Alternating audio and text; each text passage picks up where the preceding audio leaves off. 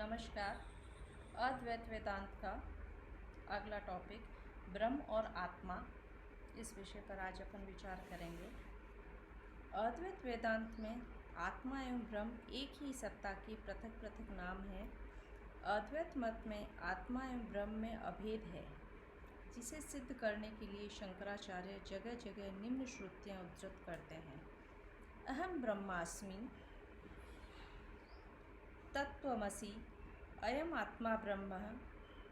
यहाँ श्रुति भी आत्मा एवं ब्रह्म को एक ही मानती है।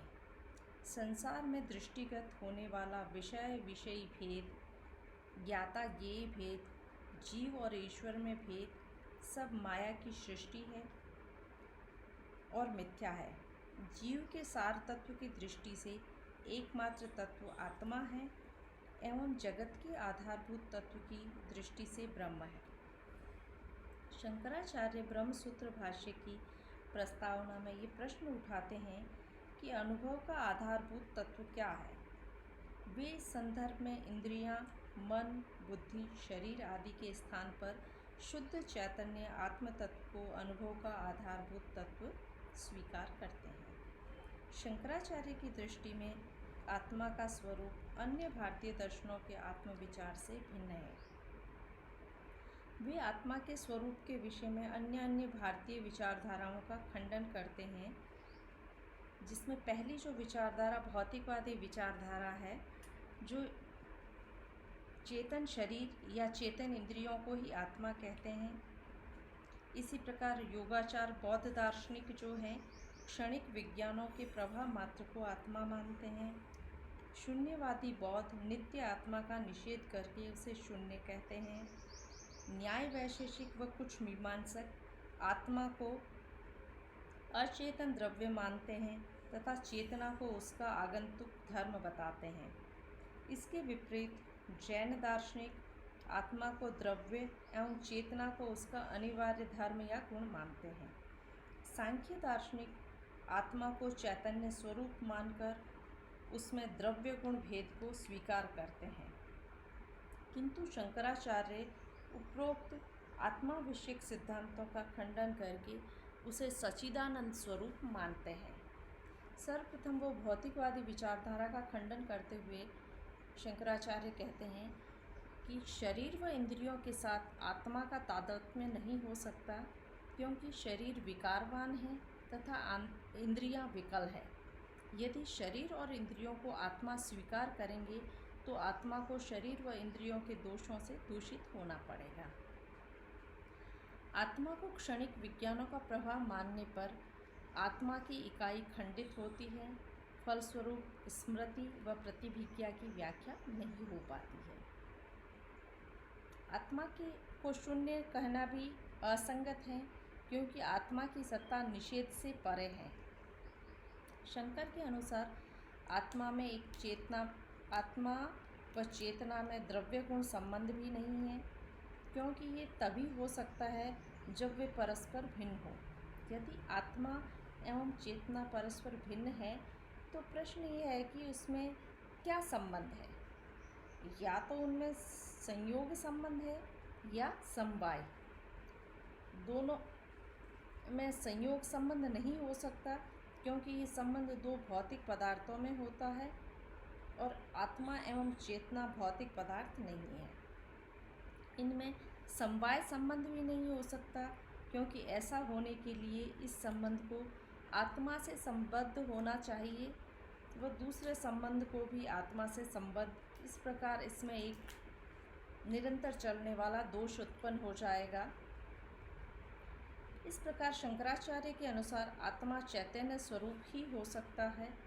अद्वैत के अनुसार आत्मा की चेतन स्वरूपता का विचार तभी आ सकता है जब हम इसे सभी भौतिक पदार्थों, शरीर रूपी ढांचे से जिससे यह आवृत है, अलग करके विचार करें। मनुष्य की जागृत, स्वप्न एवं सुषुप्ति, इन तीनों अवस्थाओं में आत्मा का सारभूत चैतन्य अवश्य विद्यमान रहता है। जागृत अवस्था में ब्रह्म एवं आंतरिक विषयों का ज्ञान होता, बाह्य एवं आंतरिक विषयों का ज्ञान होता है। बाह्य विषयों का ज्ञान इंद्रियार्थ सन्निकर्ष से होता है तथा आंतरिक विषयों का ज्ञान अंतःकरण अर्थात मन एवं मनोभावों के सन्निकर्ष से होता है। स्वप्न में आंतरिक सूक्ष्म विषयों का ज्ञान होता है। सुषुप्ति में आंतरिक या बाह्य किसी भी विषय का ज्ञान नहीं होता है। तथापि इस अवस्था में भी चैतन्य बना रहता है। मैं सुखपूर्वक सोया। सुषुप्ति के इस अनुभव की जागने पर स्मृति इस बात का प्रमाण है कि सुषुप्ति अवस्था में भी चैतन्य या ज्ञान का लोप नहीं होता है। इस प्रकार उपरोक्त तीनों अवस्थाएं जो अपरिवर्तनशील एवं स्थायी तत्व है वह चैतन्य, चिन्ह मात्र या ज्ञान मात्र है। इस प्रकार आत्मा का वास्तविक स्वरूप चैतन्य मात्र या निर्विषयक ज्ञान है। इसका वास्तविक स्वरूप चतुर्थ अवस्था तुरीय अवस्था है, जो आंतरिक एवं बाह्य सभी विषयों के अभाव की अवस्था है। इस प्रकार अद्वैत वेदांत श्रुति परंपरा का अनुसरण करते हुए आत्मा को चैतन्य स्वरूप मानते हैं। शंकराचार्य ने ब्रह्म बाह्य जगत का विश्लेषण करते हुए दिखाया है कि जीवों का सार रूप चैतन्य ही बाह्य जगत का भी आधारभूत तत्व है। आत्मा चैतन्य स्वरूप होने के साथ आनंद स्वरूप भी है। इस प्रकार आत्मा सच्चिदानंद है। आत्मा की स्वयं सिद्धता। शंकराचार्य के अनुसार आत्मा स्वयं सिद्ध है, अतः आत्मा का अस्तित्व सिद्ध करने के लिए किसी प्रमाण या युक्ति की आवश्यकता नहीं है। ज्ञान के सभी साधन जैसे प्रत्यक्ष आदि प्रमाण आत्मा के अस्तित्व पर निर्भर हैं।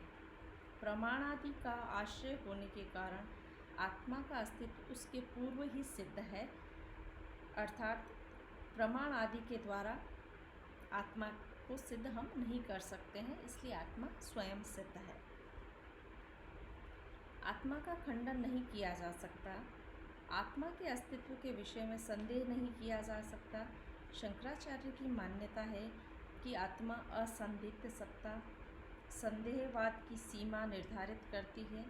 आत्मा के विषय में संदेह करने पर भी आत्मा की सत्ता सिद्ध होती है, क्योंकि यह उसका अपना स्वरूप है जो उसका निषेध करता है। आत्मा की सत्ता के विषय में आधुनिक पाश्चात्य दार्शनिक डेकार्टे ने भी संदेह एवं विचार की पृष्ठभूमि में आत्मा की असंदिग्धता को स्वीकार किया है। उनका प्रसिद्ध कथन मैं सोचता हूँ इसलिए मैं हूँ, कॉजिटो ईगो सम, और यह सिद्ध किया कि संसार के सभी पदार्थ पर संदेह कर सकते हैं लेकिन आत्मा पर नहीं, क्योंकि संदेहकर्ता स्वयं की सत्ता पर संदेह नहीं कर सकता है।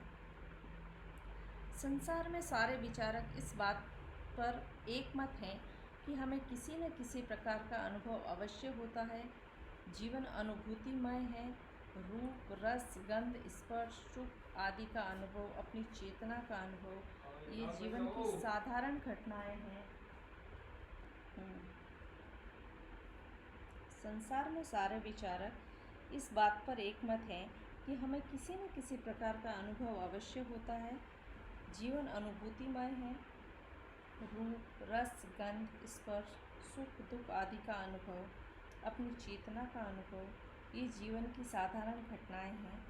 वेदांत का कथन है कि किसी प्रकार का अनुभव या अनुभूति चैतन्य तत्व के बिना नहीं हो सकती है। यदि ज्ञेय की तरह ज्ञाता भी जड़ है तो ज्ञान या चैतन्य की किरण कहाँ फूटती है? चेतन तत्व के बिना विश्व नेत्रहीन हो जाएगा।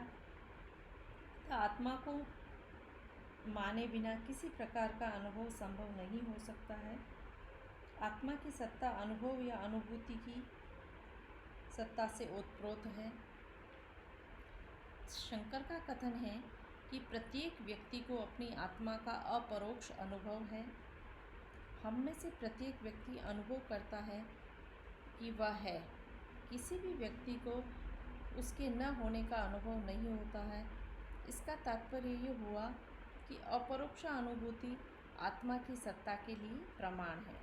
यदि आत्मा का अस्तित्व न होता तो सभी लोग उसके नास्तित्व का अनुभव करते, अतः आत्मा का अस्तित्व सिद्ध है।